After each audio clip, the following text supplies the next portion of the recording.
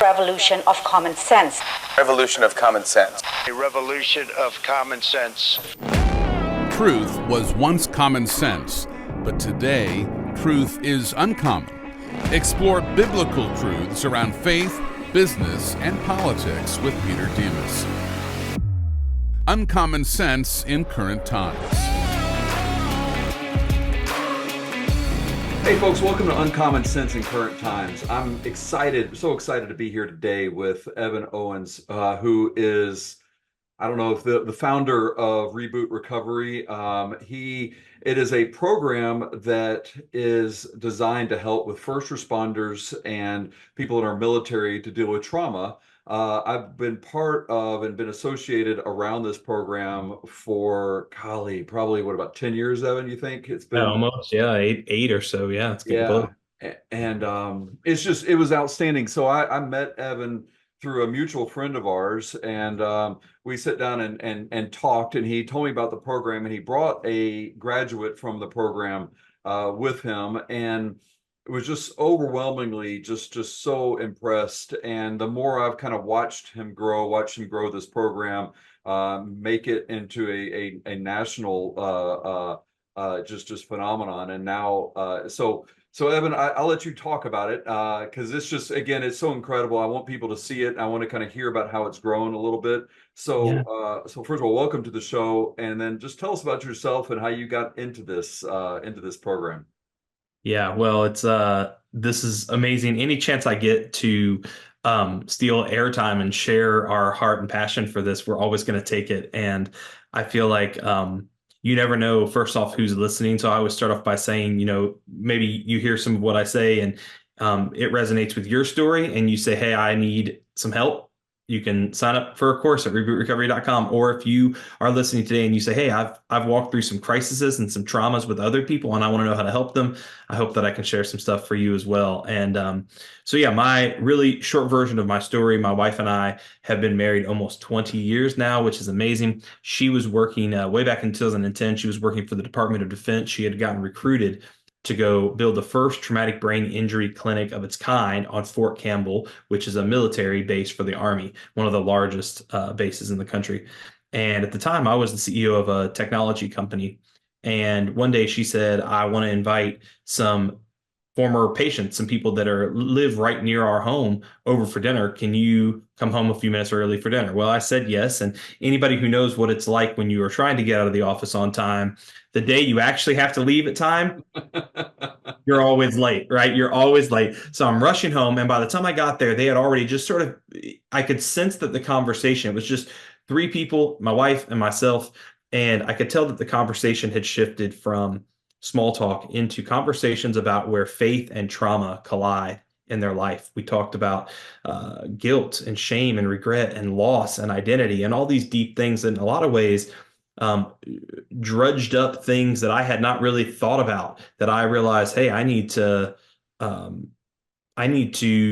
explore in my own life as well, because I had sort of been successful enough in my career that I felt like if I was big enough and strong enough and fast enough and good enough, that I wouldn't have to ever deal with these things. But yet, as I sat and listened to these stories, a lot of various things came up in my life. And so it was the next day I went to work, and it was as if overnight my appetite for the company that I had been building was gone. It was a very surreal experience.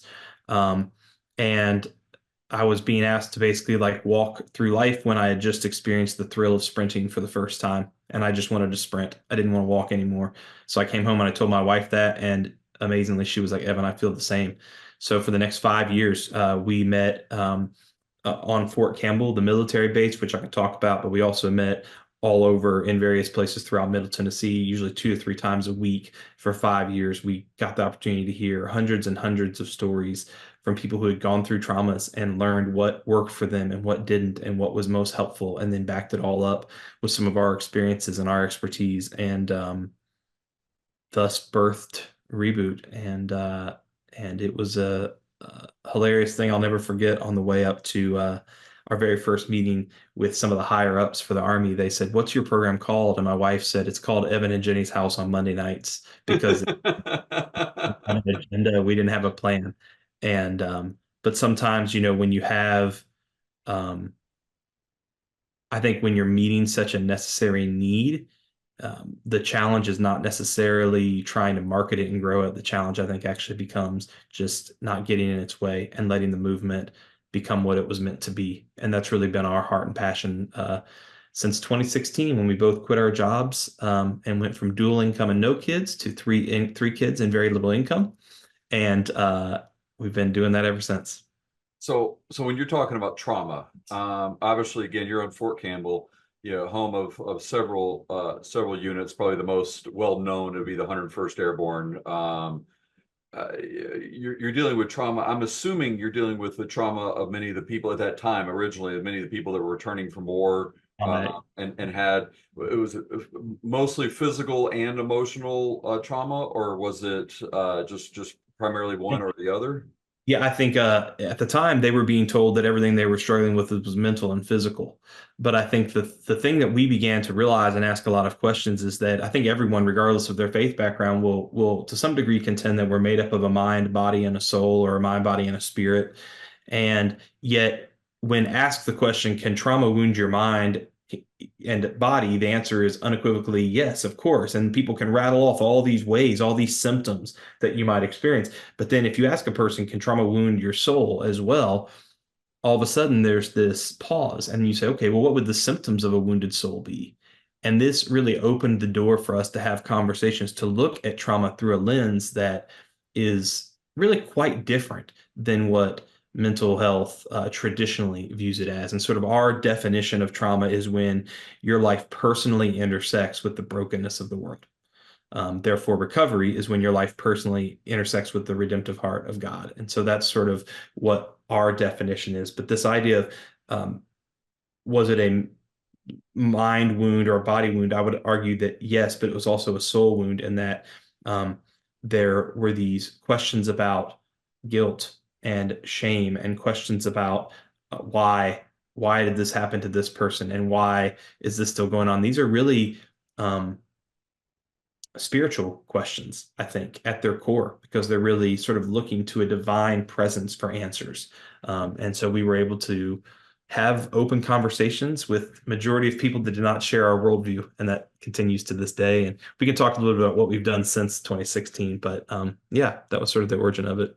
Okay, so when define trauma for me again, because I like the way you defined it. I've never heard it defined quite that way. So define that for me one Yeah. more Our time. definition is it's your personal intersection with the brokenness of the world, because my worldview says that we were created to exist in a world without trauma. So if you look back, not to get preachy, but if you look back, Adam and Eve, the minute that sin entered the world, they experienced the first trauma. They were actually separated from God, but in that moment, also additionally, you can see they experienced shame for the first time. They experienced loneliness for the first time. They had pain for the first time. And all of those things combined with suddenly being found naked, I would imagine would be fairly traumatic for a person who knew no evil up until that point. They were safe, they had purpose, and they had belonging. And yet, following that exact moment, they lost safety. They had to work for their purpose, and they no longer belonged. And so I think all of us, in our world, sometimes that happens for us gradually over a lifetime of trauma, sort of the rose-coloredness fades. But others of us, I think, can pinpoint the exact moment that the glasses became clear and we realized that we could see that this world was not as it was meant to be. And that is trauma. The clinical definition of trauma is witnessing or experiencing a devastating or deeply disturbing event. And we believe both of those are good working definitions. Well, but and by the way, the never really thought of Adam and Eve having trauma. It's just one of those things, as you read the story of Adam and Eve, and you can kind of Right. judge them from a 21st century, looking back Right. on it. And I Right. wouldn't have done that. I wouldn't have let Eve do it. I would, when we would have, um, but I never thought about that being traumatic. But I love the way you phrase that, because I think you're exactly correct.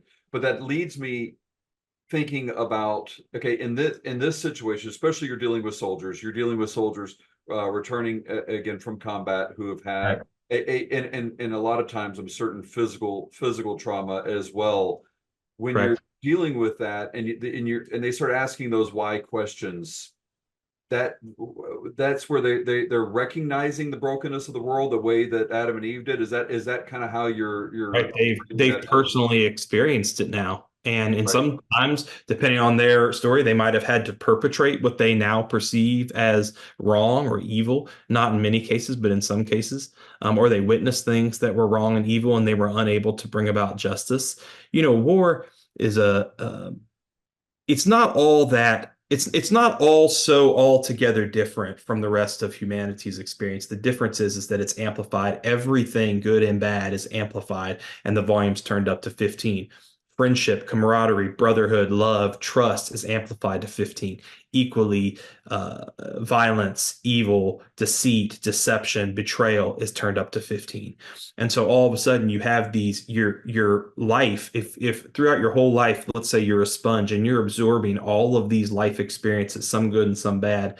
When trauma intersects our life, all of a sudden it's like a sponge being squeezed, and all of a sudden these things will start coming out of us emotionally, mentally, spiritually, out of our mouth, out of our minds, even physically, that we always were able to sort of keep at bay, but now put in the pressure cooker of war. And in the aftermath of it, a lot comes out. And I think that's where a lot of the people that came to our programs early in those early days, they were experiencing fruit on their tree, if you will.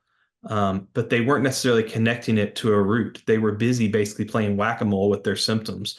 And as soon as they could find one medication to treat one symptom, they would instantly find that medication or therapy caused a different symptom. And they found themselves chasing these symptoms. And I think they found themselves very exhausted and believing a lot of lies around their identity, lies that trauma will tell all of us eventually, if left untreated.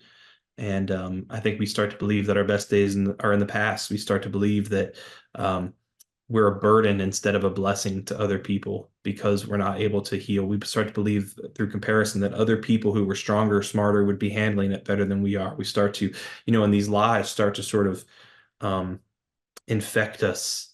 And I think that's for all of humanity. But in the military, it happens at a very fast and very sudden speed due to the intensity of the experience. I one of the things that we make fun of the medicine of colonial times when they would get leeches to put on an infection, and then the swelling would go down because it would suck the blood out, and so but the patient would still die because it didn't treat the underlying cause. Correct. And this it sounds like to be the same thing, but instead of us, we're doing the same thing now. We're just doing it in a more sophisticated manner than what happened then. So when I'm hearing this and I'm seeing this from it, one of the things I think you said, someone came, who was it that came to you and said, "Hey, what's the name of your ministry?" That your wife was like, "Hey, it's our house." Who was it that approached you with that? Yeah, so we had been meeting in our house for about a year and a half, and word started to spread so much among some of the infantry guys and some of the people in the WTB, the Warrior Transition Battalion, that there was a guy named Mike, and I won't share his last name just so he's not in trouble, but there was a guy named Mike who was very high ranking and who oversaw what was called the Soldier Family Assistance Center, which was a building specifically designed to be a one-stop shop for injured active duty service members and their families to be able to identify resources needed to transition out. He happened to be a person who was looking at the existing treatment and realizing that there was a gap. There was a gap. And the biggest gap was not just the soul wound piece, but also the peer-to-peer piece, this idea of authentic community being the bedrock of mental health. Yes, we've learned a lot about the brain on one hand. On the other hand, we still know hardly anything about the brain. And when we look at the science of the last really 40, 50 years of psychology, about every 50 years, there's this aha moment that, well, we've been doing some things right and we've been doing some things wrong, and new manuals come out, new education. But I think that throughout all of it, if you look at one of the things that studies have continually time and time again showed is the leading indicator of whether a person will demonstrate long-term resilience and health, regardless if it's trauma or schizophrenia or depression or bipolar disorder or whatever. It's not clinical care. It's not medication. It's not inpatient versus outpatient. It's actually their level at which they participate in loving, trusting, authentic relationship. How well do they belong? And do they feel like they have a community of people that empathize with them and love them in spite of what they're going through? And I think that's what we really tapped into, is that Jenny and I, we were less leaders and we were more like, maybe more like gatherers of like-minded people, to be able to say, see, all of you all are in a similar boat. Let's realize that we're not, alone in this. The Demas's family has been in the restaurant business for many generations. We have been serving people in the Middle Tennessee market for 34 years. Try our spaghetti kits, our pot roast, which we slow cook for 4 hours, or our world famous baked chicken and rice soup, which many locals have dubbed Greek penicillin for when you feel under the weather. We make our food fresh, and upon placing our order with us, we freeze the order and send it to your house. Demas's is more than a business. 5 generations of restaurant operators have taught us many things about food, but more importantly, we have recognized that we don't sell food. We sell the experience of bringing people and families together, which our country desperately needs. So go to demasfamilykitchen.com and share in this journey today. And for right now, use the code UNCOMMON to get 10% off of your order. That's demasfamilykitchen.com. Yeah, that was sort of. I guess I find it interesting that it wasn't like the chaplains there that recognized it. It wasn't like, from a spiritual wound or a spiritual healing. I find that interesting that wasn't them. Yeah, and actually to this day, most of our referrals come from secular sources, and a lot of our referrals come from secular sources. And I think that's partly because of the way we've designed the program. We never wanted to be a program that was by church people, for church people, exclusive to church people, and because regardless if you leave with a Christian worldview or not, when you finish our program or when you enter it, there are universal truths that we teach that are true because true is true, period. And let me give you one. You asked, what is trauma? Trauma is, our word trauma actually comes from a Greek word. The same exact Greek word. The word trauma is a Greek word that literally just means wound. That's what the word trauma means, and that's where we get it. And yet when we look at trauma, it's this giant, scary, complicated mental health disorder that needs complicated care and medicine. But in its truest form, trauma is a wound. And this is a fundamental shift for people who have believed, because of what happened to me, I am now broken. I'm a broken person. Well, brokenness is a difficult thing to remedy. But when you start saying you're not broken, you're wounded, and wounds can heal if proper steps are taken, all of a sudden now there's a way forward. All of a sudden now I can start asking how questions and when questions about my process, as opposed to why questions, which may not have answers this side of heaven. And this is my point is take all the Jesus out of this, take any church context or religious context out of this. That's still a true statement and still a very encouraging and helpful kind of mind frame and mental structure with which to start moving forward following devastating life experiences. And so that's what we find. A lot of people, they get just as much out of it regardless of their worldview. And we like it that way because it enriches all of our experiences. All of us are better by having relationships with people that are a little bit different than us. So this starts off, it starts to grow. People are talking about it. More people are coming. You recognize, hey, this is something that we have to do. So kind of the next kind of growth spurt, because with every business, every organization, as long as it grows and scales, it's never gradual. It's either it booms and then plateaus and then booms and plateaus. Oh, true. That is so true. So, and most of the plateauing is us trying to figure out how to catch up to the boom. Yeah. Or we've screwed something up and we have to fix it now. That's definitely the truth. I thought that was only me that screwed things up like that. But I didn't know it's you too. Yeah. I feel like the trick for me has just been I have to be right a little bit more often than I'm wrong. Like as long as I'm at the 53% mark, we're probably going to grow. But yeah. So in 2016, we both quit our jobs. We released our first military curriculum, our actual first curriculum called at the time it was called Reboot Combat Recovery. Today it's just called Military Reboot. And the vision was simply this. It was the vision that we felt like we had was to mobilize the largest peer-led response to trauma and suicide that had ever been built. And the way we would do that is by empowering people closest to the problem. And so we didn't want to say, hey, Evan and Jenny have cracked the code. If you need help, come to Tennessee and we're going to get you fixed up. We wanted to say, no, we'll empower. There's got to be a lot of Evan and Jenny's out there who want to do more than running a 5K or playing a golf tournament to help veterans. They actually want to be a part of the solution. Not that there's anything wrong with running 5Ks and playing in golf tournaments. I want to make sure that I say that. I'm glad people do that. But the point is, they wanted to be a part of the actual boots on the ground solution. They wanted to find from their own life experiences purpose in their pain, and they wanted to share that. And so these people who had lived it, learned from it, and could lead others out of it, we wanted to mobilize them. The other thing that we saw that turned out to be drastically true, and we didn't know it at the time, this is one of the big guesses that we were right in, was that we didn't know our nation would eventually face a pandemic. We also didn't know that our nation would face a massive shortage of counselors, as everyone started to, similar to having a Netflix membership, it seems like everyone now has a professional therapist. And so this has become sort of a thing that's almost a still, of course, you're going to have that bill. Of course, you're going to have that counselor that you keep on a regular basis. And that was not the case even 10 years ago. So much so that in 2016, when we started launching peer-led courses, we would speak at conferences and literally be condemned. We were told we were reckless, we were irresponsible, people were going to die, because how could someone who, after all, I'm Dr. So-and-so, and I went to school for 350 years to learn how to help people. You don't have a clue what you're doing. Your leaders don't know what you're doing. You're going to just hurt people. And yet somehow, more and more leaders started coming to us expressing an interest. And so within the first 2 years, I think by 2018, we had, I don't know, 70 or 80 military course locations around the US, all of them led by local people who had a heart. And we were doing the coaching and the curriculum and the help to make sure they could thrive in their local community. And then tragically, there was a shooting at a nightclub in Orlando, Florida called the Pulse nightclub.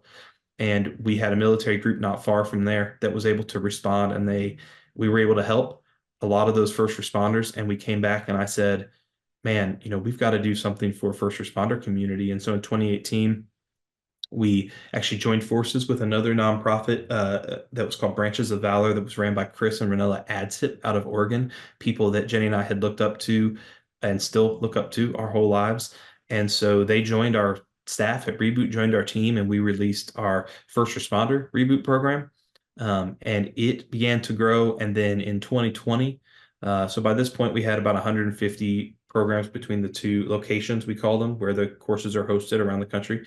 But in 2020, when COVID hit, we were meeting and I said, it seems like people are going to respond poorly to this. And we looked at the data and we identified some default responses that happen when trauma happens in our lives that often, if intentionality is not applied, it make things worse instead of better. And we said, hey, if you're going through something difficult right now in light of this COVID thing, maybe you've lost a loved one, maybe your political unrest is stressing you out, maybe you can't get into your doctor, maybe you're just isolated, whatever it is, here's things not to do. And we put it out on the web to see what would happen. And it was the worst, lowest grade created thing that we'd ever released. I filmed it on my iPhone by myself one night, and everything's been different ever since, man. I mean, it was, I got a phone call from the White House, got to brief the White House, got to work with Health and Human Services. We were on all these news stations. We ended up releasing a full-length curriculum called Trauma Reboot, which is trauma healing for anyone. We wrote a book called Healing What's Hidden. Go buy it on Amazon because it's on sale right now for only $8.95 end of the week. So on Amazon, it's Healing What's Hidden. And that book ended up getting picked up. We ended up going on tour with this mega Christian artist named Brandon Lake and a guy named Blessing Offer. And we got to go on tour and speak every night to 7, 10, 8,000, whatever it was, people. And I think today we have 400 and some odd locations, 14 or 15 countries, 4 languages, 46 states, 45 states, sorry, 45 states. And every week, the biggest thing is that nearly 1,500 people volunteer to lead a course every single week. And so our staff is only 15 people big. We're not trying to build this massive organization. We're trying to fulfill our vision of mobilizing a movement. And I think those two things are different. So And even so though your staff is small, though, I mean, the way it's growing is you utilize the graduates of your program to move from there. Is that right? that's correct. Yep. And so 43% of graduates express an interest to stay involved as a volunteer. And this year we're on pace to have over 7,000 people graduate. So that'll mean, we're going to have, now that doesn't mean all of that 43% become leaders. I just want to be Right. clear. Some of them are not quite ready yet. They need to go through the program or they need to go to our aftercare model. Um, but um, but I think we start off with the premise that everyone is a leader from the first week. I don't think that we view it as leaders and participants as much as we start with the premise that every person is a leader. Um, in some capacity, that might be that they lead by being the first to show vulnerability in a moment of intensity. It might be that they lead by setting up chairs and staying late or staying early, coming early, whatever it is. And so I think when you treat people like leaders and you treat them like they matter, as opposed to the great answer, we have the answer, we're the answer. I think people tend to rise to the occasion, and that's what we're seeing is really giving agency to those individuals, but also um, empowering them, not viewing them as people that need help, but actually viewing them as people that soon will be able to help others. And that's a Right. massive shift from traditional nonprofit thinking. Absolutely. Well, and I guess that really is because I've dealt with a lot in the nonprofit world. That's huge.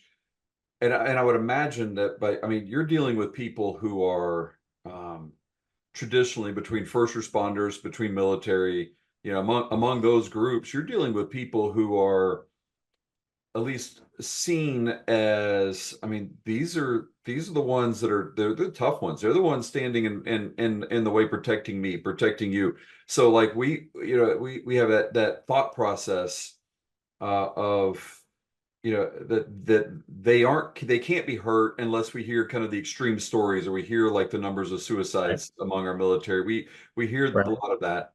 But when I see that, I would imagine that they have that own perception, and as a result, they have a hard time starting that first step of admitting that they have a problem. And I get it, whether it's a problem or not. I don't know how, again, whether they admit that, whether they can be vulnerable, whether they can be that, because I would imagine that would be the hardest thing for someone in that. I know it's hard for me, and Yeah. I've not been trained the way they've been trained Right. to Right. deal Right. with Right. I mean, think what about when all most is of that. them, when a lot of them joined. I mean, literally the slogan was an army of one, right? Oh, It that's was true. Yeah. meant to appeal to the individualistic attribute of you're a soldier, you're an airman, you're a corpsman, whatever it is. Um, and so, yes, I mean, it is, I feel like we have a special grace in our life to be pretty non-judgmental. I think that's something that my wife and I have, and that we say that somewhat seriously and somewhat jokingly. In the early days, I mean, the number of times that people would sleep during our group or would come in angry and sit in the back with sunglasses on. We had people who would show up in their pajamas. We had people who would show up completely drunk just to prove a point of how stupid it was that they were being dragged there by their loved ones. Um, but I think that, one of the things that I've learned over the years is, if you walk up next to somebody and you just sit by them long enough, um, week in and week out, and you love them, and there's no money in it for you, there's no glory in it for you, there's really no reason that you're there for them other than that you're there for them. I think that breaks down a lot of walls, especially in a veteran and first responder community, especially veterans, where there's a lot of money to be made by helping wounded poor veterans and parading them around and treating them like they're in a zoo or in a fishbowl and saying, look at the ways we're helping these amazing heroes. And I think when you are able to show them that you're not trying to build something on their backs, you're actually saying, no, we want you to be a part of building something, that you're a leader in it. That's a dramatic shift in the conversation, because again, it doesn't start from this mindset of you're broken and you're damaged goods. It starts from the thing is, hey, you have a wound. I mean, nobody would parade someone around and say, man, this person, they're just so broken because they broke their leg, right? But yet we do when it comes to wounds of the heart or of the soul. And I think that just as there's no shame in going and getting your leg set and a cast put on it, there's no shame in seeking help for the wounds of the heart and soul. And I think that's been the beauty of it. I also, just one other point I have to say, I think that generally, here's what I've come to the conclusion of in movements. And I would love to speak in a minute about the difference. I think there's probably some business people who listen to this. I would like to talk a little bit about the difference between movements and organization at some point in the conversation. Because I keep using this word movement, and I'm not sure people really know what I mean by that. I think they think that's like a buzz term. But I've come to believe that, especially when it comes to movements, that leaders are highly overrated, that I'm super overrated as the executive of Reboot. Because if it were me sitting in a room, there's two schools of thought. One is you build it around the person, you build it around their story and their fame and their sort of mystique. And that's a lot of military nonprofits. That's why every SEAL has a nonprofit now that they've built, right? You know, nothing wrong with that. I got a lot of friends that do that, but their entire nonprofit basically stems off of them, their story, their celebrity, their identity. And that can work for them. But the problem is it's very hard to multiply that on a local level because that person can only be in so many places. Right. And I think when Jesus left and he gave people the Holy Spirit, he basically said, good luck, it's in your hands. And he put it in the hands of seemingly unqualified people. And that's a pretty important thought. And so leaders are overrated because ultimately Jesus, if no one ever followed Jesus, he would have just been this crazy guy claiming to be the Son of God. But what happened was some first followers validated him by following him. And once he had some followers, all of a sudden other people were like, well, I know Peter, I know James, I know John, I know Zebedee, you know, I know the Sons of Thunder, I know these characters. So because of that, now I trust their judgment. And because I trust their judgment, I'll trust Jesus's judgment as well. And so in those early days with Jenny and I, if it was just up to Jenny and I to meet, it was those three people in the living room who invited their friends, who invited their friends. It was never that they trusted Jenny and I. It's still really not. It's that someone who loves them enough, someone that they already have a relationship with, validates us. And I think this principle of the first follower is what creates flywheel growth and expansion and scale that isn't possible if the answer was Jenny and me. You know what I mean? Right. Yeah. So, yeah. So when you're looking at, you know, the fact that you're bringing them on with the mindset of you're going to be helping be part of the solution, as opposed to we're helping you because we're just so good and we're going to help you in that way, and they're going to be part of the solution. Do you think it's that piece that helps them overcome their trauma because they feel like they're contributing? And then which also is the second question: do you actually ever overcome the trauma, or do you just learn how to handle the trauma? You take whichever question you want on that. It just kind of hit me as I said that one out loud. Yeah, the first one was why or is it because we view them as leaders that maybe helps them be able to overcome? I think that's a piece of it. I think every person who you give dignity to is going to rise higher than a person who's seen as in need of your welfare and in need of your help permanently. I think when we can give dignity to people, the restoration process has an opportunity to stick.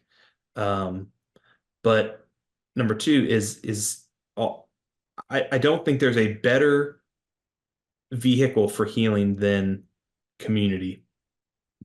And I feel like this is where, myself and traditional therapists don't see necessarily eye to eye. I love traditional therapy. I love cognitive processing and EMDR and prolonged exposure and all these great things. I'm for all of those. I want to get that in the record.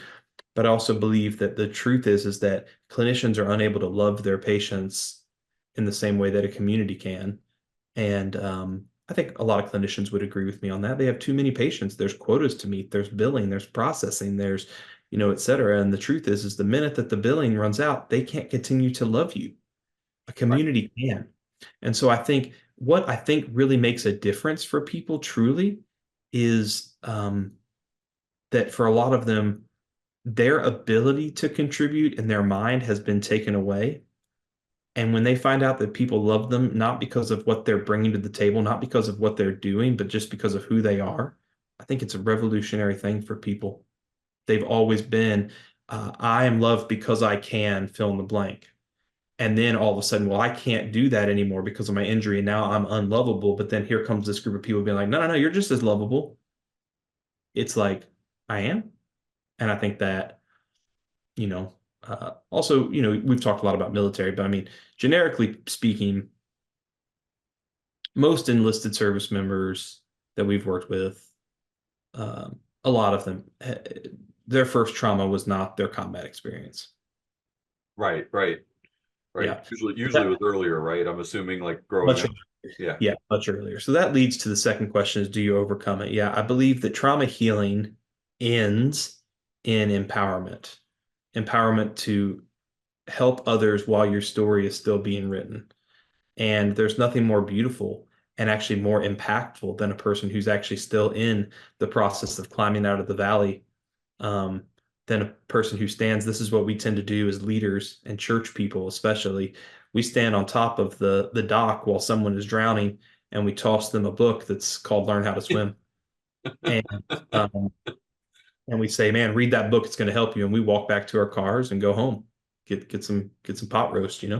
But that was a weird thing. I don't know why. Pot roast sounds delicious right now. But anyway, so the point is I think that when someone else is saying, hey, I'm in this water with you, but I know how to swim to safety, follow me.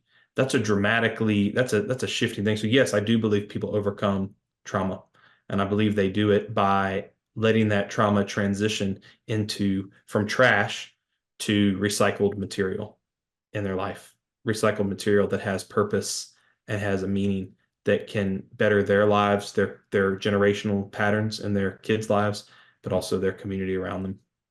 All right, I'm going to have you, and I know this is going to be the third time, but I'm going to have to ask you to define trauma again because it ties in with something you just said. So I want to get that fresh definition, make certain I'm not messing the definition up before I ask the next question. The personal intersection with the brokenness of the world. Okay, so when you talk about empowerment now as a critical component to helping overcome trauma. Yeah. If once you recognize the brokenness of the world, is the empowerment over the brokenness, or is that kind of... Recovery is what you're describing. Recovery is your personal intersection with the redemptive heart of God. And why that is, we believe in a principle. There's a verse that a lot of people love to quote, which is, God, I have come to make all things new. And there's this idea, but notice that verse doesn't say I've come to make all new things. And that's a fascinating turn of phrase. He doesn't say that he's come to make all new things. He's not just in the business of replacement. He's in the business of restoration. In fact, so much so that there's actually, he promises throughout scripture that there's actually beauty in the ashes. There's beauty in the restoration that can't be gotten to, can't be accessed without first the damaging process needed to then facilitate the restoring process. And so there's something about our culture. We love house flipping shows and renovations and all this stuff, except for when it comes to our lives, and I think that we want our lives to be like these shows where in 30 minutes or less, our whole life is flipped over and it's all better and everything's cosmetically good. But the truth is it's more like rebuilding our lives brick by brick. And over time, that story of a personal intersection with the redemptive, keyword there being redemptive heart of God, is to be able to say, wait, Evan, you're telling me that my trauma could ultimately be redeemed. It could be redeemed for something, redeemed like a coupon code that's going to be able to have purpose and is going to somehow bring about hope. And when you say that to people who are in the thick of it, they're like, get out of here. But after you start logically walking through it, and there's a promise that actually it can be redeemed and it can be recycled and repurposed, all of a sudden this dramatically has a revolutionary mind frame shift from this is something broken that I just need to endlessly process to now, wait a minute, I'm looking for the recyclable material here. I'm looking for what can I pull out that's not going to just bless me, but bless others. And that's the most beautiful thing to watch a person traverse through. It's like, there's nothing like it. It's like, because it's so right. It's right. And And when people hear me talk about it or when they see it, it's like there's a bell that goes off inside of them that's like, wait a minute, that's how it's meant to be. Not this other model of nonprofit where it's like a race to the bottom of how bad this person's life is and guilting you into giving. It's more saying like this person's experiencing redemption and, you know, In Acts 5, we see that when Peter and the other disciples were ordered to stop talking about Jesus, they responded, "We obey God and not man." In 2020, we saw something we never thought we could see in this country. They shut down our churches. After decades of removing God from schools and public institutions, they went straight at our community. Unfortunately, we as Christians did not know what to do, and even worse, we chose to listen to false prophets masquerading as Christians on how to respond. I recognize this is the only beginning, and we need to know how to respond. We have a duty to say no to unjust laws, but as Christians, we have a greater duty to God. In my book, On the Duty of Christian Civil Disobedience, I use biblical teachings to help believers know when and how to stand up to those in charge when they ask us to commit evil. You can go to peterdemas.org to find out about our duty to say no. And when you type in the code UNCOMMON, you can get 10% off your order. That's UNCOMMON at peterdemas.org. Remember, we are to obey God and not man. What's interesting is, recently for obviously Evan knows this, but he invited me among a group of other people to do a tour of Fort Campbell, and then afterward we kind of talked a little bit more about Reboot and what was, I didn't pick it up until you're just saying this now, that it was a lot different than, you're right, going to one of these places where they're just talking about how broken everybody is and crying, and you're right, you feel guilty, and I give out of guilt more than, and I'm like, yeah, I care for these people and may not be guilty of it, but there's also like, I feel bad for them as opposed to that. But I'd walked away, and you had a graduate there to speak, and he told his story, and it is, his story has just resonated in me, but it was a story of hope and encouragement, and it was unreal. And I was around him all day, and he was just such an amazing person just to be around. And recognize where he came from before the military and during and afterward. It is night and day, and you would never have known if I had just walked away and never heard that part of the story. I'd have been like, oh, that's a nice guy, man. Hey, he's really cool. He has it all together. You would never have guessed. And I think you're absolutely correct. Seeing that difference was remarkable. And not knowing that. So I look at this world, and this world is broken. I mean, there's no doubt. I mean, we know that just from being a Christian. I mean, that's just kind of that's just one of the fundamentals of understanding that the world is broken, because it is the world. But when I look at it seems like the increase of craziness that has happened in this world, and I don't know if some of that has to do with the access to information that we did not have 20 years ago. I don't know, but it just feels like it's tremendously worse. From your experience of trauma and the recovery of people in trauma, and you see this part of the world on it, do you see it as a trauma response, that they're responding to trauma negatively, and they're spiraling downward in more trauma producing activities, or do you see it as something completely separate? And take the spiritual component out of it, because I recognize there's also a spiritual component to this too. Yeah, I think it's a question that's essentially, I would say, 3 nights a week what we talk about at my dinner table. My are I think it's a complicated question. Let me start by saying a recent survey asked Americans, all things considered, do you believe things are getting better or worse? And only 1 out of 6 believed that things were getting better. Everybody else believed that things were getting worse. And so with that in mind, that essentially means that 5 out of 6 people believe that in spite of the government programs, in spite of the church's programs, in spite of the fact that there's 4,000 new nonprofits launched a day, or whatever it is some crazy number, despite all of the aid and the giving and the fact that we're giving away more money than we've ever given, and we're doing more programs we've ever done, despite all of that, the things are just getting worse and worse and worse. No wonder the result is hopelessness. I mean, what other, Right. especially if you take the faith out of it, right? I mean, you're basically Right. saying, despite all our best efforts, everything's just going to crap. Yeah.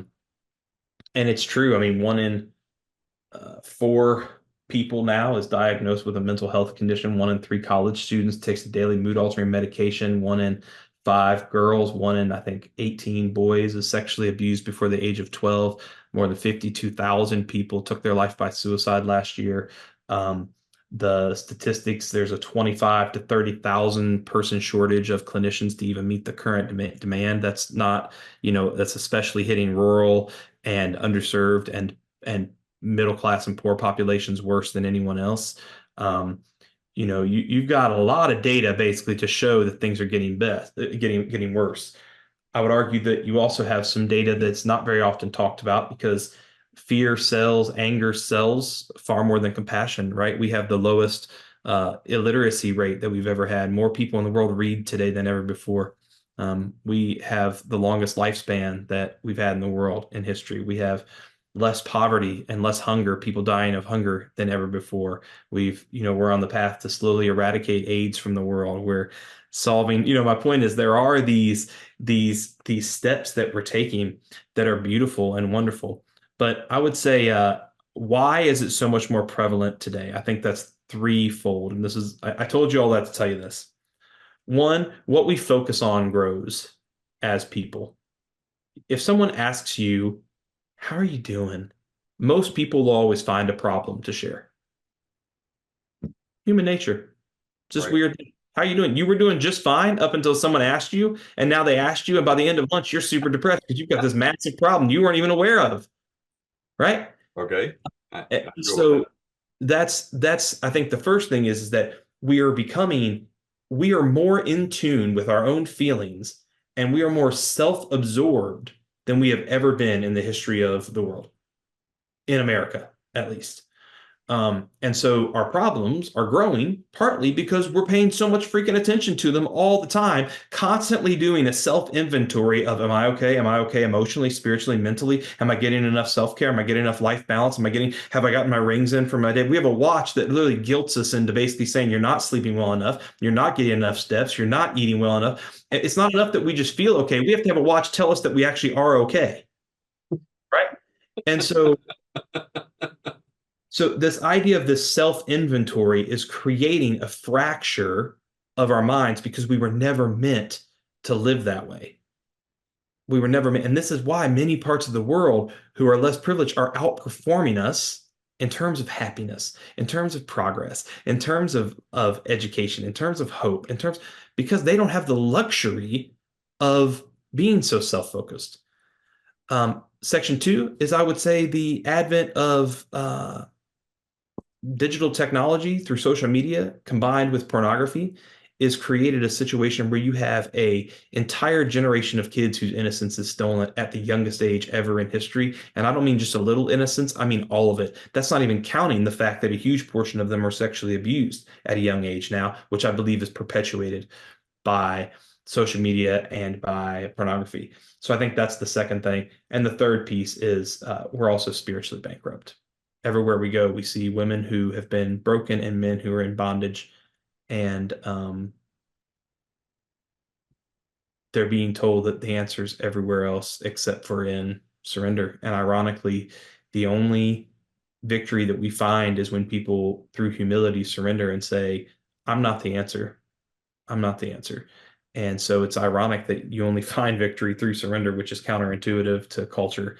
And so, yeah, I think those three things, that's what we talk about a lot. But that self-inventory is something, if you have kids, watch it. Yes. It is a constant demoralizer to constantly be asking, am I okay? It's not the way it was designed. If you would have asked Jesus, notice that Jesus never talks about his mental health. Right. The man was homeless and poor. And Paul was in prison.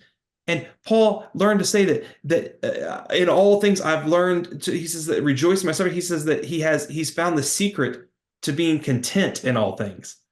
it wasn't this mountain valley of up, down, constantly assessing where he was, constantly asking, am I okay? Am I not okay? What's going to happen here? It wasn't that. He found contentment, and it wasn't through self-focus. It was through mission focus. It was through focus on the world. And therapists would say that that's a substitute drug that will end, and I'll debate that all day long. But I think to answer your question, I don't think it was a simple question. Therefore, I don't think it was a simple answer. No, you're good. So there's a couple of things that I think is, what Paul says about the contentment, it's in Philippians 4, Yeah, 11 and 13. 12, somewhere right around there. But it really, in my opinion, that whole verse starts with 4:6, where he talks about, don't be anxious for anything, but with prayer and supplication with thanksgiving. It starts with thanksgiving, and it starts with our attitude there. And then you look at Peter, later on, and when Peter's talking about cast all your cares on Jesus because he cares for you. But the verse before that is you have to humble yourself before God. We can't cast our cares until we have an attitude of humility, and that pride just jumps in the way of it all the time. And it's hard. I would say it's probably my biggest sin, is dealing with pride. It's probably, and I think it's very difficult. It's mankind's sin. Yeah, true. But those It's feelings, I talk with a lot of teenage girls, and I have to say all the time to them, and my daughter is a teenager as well, and I have to say to her as well, your feelings may be real, but they're not necessarily true. right. And they're not permanent. They're gonna change. Yes. And They're gonna change. And when you're a teenage girl, they change on an hourly basis. No comment. No comment. Yeah. Well, that's because yours are getting right about that point. You gotta. Yeah, no comment. Well, I'm lucky. I have 3 boys, so that's right. That's right. You do. It's all boys. I thought you had a girl in there. So yeah, no. Well, okay. Yeah, We're kind of getting toward the end. So what's kind of first of all, the final message, and then let's talk about how they can find you, get more information, how they can start, because how they can find out about getting a program to their area, all that stuff. So just kind of summarize everything for us on it, because this is such an incredible program, and you literally turn everything on its head, and it makes sense. And that's the sad part about it, is it makes so much easy sense. I call the show Uncommon Sense, because common sense isn't common, but you made it uncommon, and it's incredible. So how can they find out more about this? Yeah. So first off, like I said, if you want to be a part of this, you don't have to have a PhD. You don't have to have a counseling degree. If you've lived through some stuff, whether you're a veteran, or first responder, or anybody else, you can lead one of our 3 programs. You can start a group in your church, in your community, in your basement, VFW hall, wherever it is. We want a group there. There should be a Reboot group in every city. And the reason is that there's hurting people in every city, and you can be a person who jumps in the water with them and swims to shore with them. You can be that person, and we'll equip you and train you to do that. So they can go to rebootrecovery.com and click on lead and do that. On the flip side, if you're like, man, some of what this dude's saying is clicking with me, one of 2 things. If you're ready to join a group, go to rebootrecovery.com, click on join. You can either find a course near you, or we offer virtual courses by time zone. So you could just pick a virtual program that will be people spread out across the country. But if you feel more comfortable in that, you can do it. And then third, if what I'm saying is making sense to you, and you go, man, I don't have the bandwidth to this, but I think that our program is very clear in that you can sponsor one person to go through our program. It's $300 a year, $25 a month, gets them through the program. And that gives them everything that they need, including the meals, the childcare, the curriculum, the aftercare, et cetera. And quite literally, you can participate in that redemptive process. And it's pretty cool too, because it's not like a sponsor the child thing where you're going to get a letter every month, but you are going to actually get a letter from a graduate that you help make their healing possible. And it's pretty special to get that letter, because you're going to get to see, just as Peter heard live, you're going to get to see the transformation story. And that's a beautiful thing. And you can do that at rebootrecovery.com/donate. Otherwise, if you just want to read about more and you want to academically understand, go read Healing What's Hidden. It's actually, I think, a pretty good book. We put our whole life into it pretty much. It's 13 years in the writing. Published it through Revell and Baker Books. So go check that out on Amazon, and then find us on social media at Reboot Recovery. That's it. All right. Well, thank you so much, Evan. I appreciate it. Again, keep doing what you're doing, and it's amazing. Like I said, I've I've seen it. I've seen it grow. It is an absolute incredible program. I'm not just saying that because it's you. I'm looking at other ways that I can help partner with you on this too. It's just it's so incredible, and we need to do something. And I'm glad that some people are like you out there trying to do something and trying to help. And Mhm. not, and you're right. You're not making it about you, and that's what's just so incredible and so amazing. So. If it's about me, we're doomed because I can promise you that. I don't want it to be about me. That's too much pressure. I can barely keep my three kids alive and fed half the time with three boys. I feel like there's always blood. Why is there always blood? Always. Always blood. They're getting used to trauma early. Maybe that's what it is. So Yeah, no kidding. My kids are going to be so trauma informed. I mean, it's we have to like really be careful because Jenny and I be like, oh, we didn't realize you were listening. We should rewind that tape a minute. It's like a little heavy for my 11-year-old, especially who's tracking stuff. So anyway, we always have to be careful. So, but thank you for having me on this show, and I hope it was a blessing to you and to everybody who listened. all right, thank you so much. I appreciate you.